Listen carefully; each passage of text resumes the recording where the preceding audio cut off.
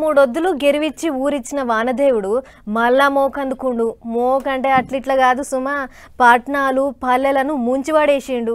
మరి చవితి పండుగ నాడు ఓ జల్లు పడుడనేది మనం ఎప్పటి నుంచో చూస్తూనే ఉన్నాం కానీ గీ తీర్ల మొగులకు తూటు పడ్డట్లు కుండపోత పోసిన సందర్భాలు శాన మటుకు లేవు. ఇక చూడుర్రి, వెనకకు తగ్గినాయి అనుకున్న వానలు మళ్ళా అదే జోరుతోని తెలంగాణను ముంచివడేసినాయి. ఇక చూడుర్రి, కామారెడ్డి జిల్లాలో ఎట్లా కకావికలం అయిందో డ్రోన్ కెమెరా తీసి చూస్తే ఇక గీది పరిస్థితి. ఎట్లా చూసినా నీళ్ళే. సర్షి కొడితే బతుకమ్మ కుంట, రుక్మిణి కుంట, గాంధీనగర్, అయ్యప్ప నగర్లన్నీ తెర్లైనాయి. దోమకొండ, బిక్కనూరు, బీబీపేట, మాచారెడ్డి, తాడ్వాయి మండలాలైతే నీళ్ళల్లో నానగిలబడ్డాయి.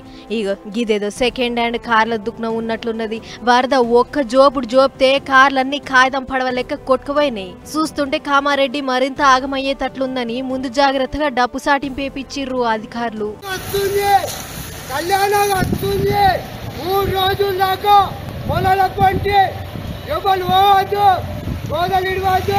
పెద్ద పూలది ఇక్కడ, చిన్న పూలది ఇక్కడ, 3 రోజుల దాకా ఎవ్వరు పోవద్దయ్యో. అటు నిజామాబాద్ జిల్లా ఎల్లారెడ్డిల బ్రిడ్జి నిర్మాణం కోసమని పోయిన 10 మంది కార్మికులు బొగ్గు గుడిసే వాగ్ల జిక్కిర్రు.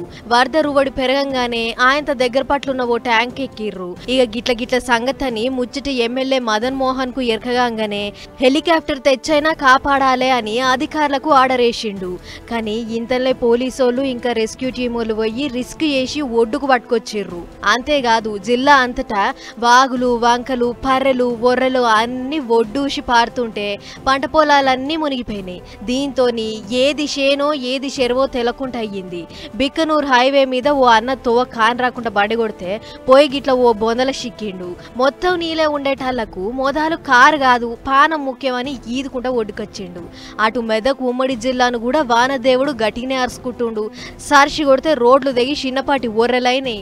దీంతో అటు ఇటు పోకుండా బ్యారికేడ్లు, హెచ్చరిక బోర్డులు పెట్టిర్రు పోలీసోళ్ళు.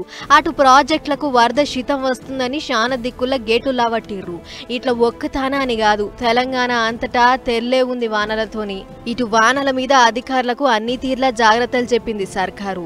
అధికారులంతా లాపర్వా చేయకుండా జనాలకు అందుబాటులో ఉండాలి. పాత ఇండ్లలో ఉంటున్నోళ్లను మంచి తావులకు పట్టుకబోర్రి. అవసరమైతే హెల్త్ క్యాంపులు పెట్టి జనాల మంచి షెడ్యూలు అరుసుకోమని పూసగుచ్చిండు సీఎం రేవంత్ రెడ్డి సారు.